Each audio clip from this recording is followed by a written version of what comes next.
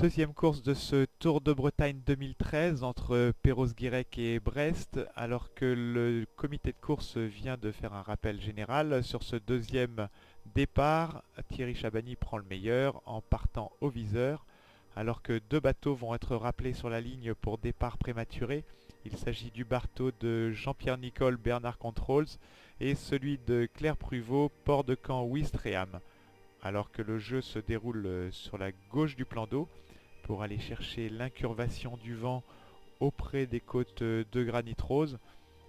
Alors un jeu qui nécessite un certain nombre de recalages et les bateaux sont obligés de virer de bord de façon incessante pour aller chercher justement cette incurvation du vent.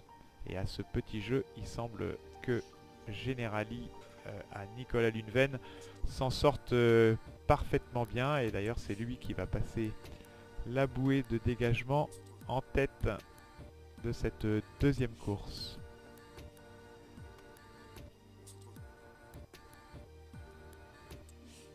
Les bateaux vont partir vers l'ouest pour rejoindre Brest dans un courant de nord-ouest assez faible.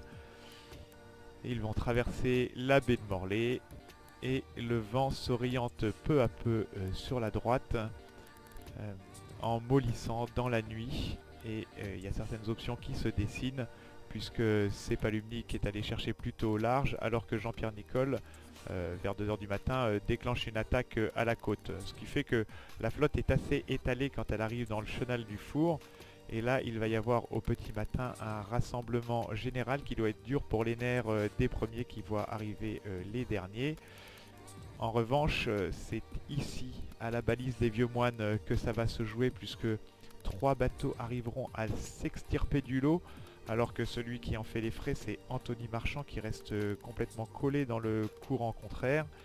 3 bateaux qui vont dessiner ce podium de cette course 2, qui sont Skipper Massif, CXO Habitat et 3e Generali.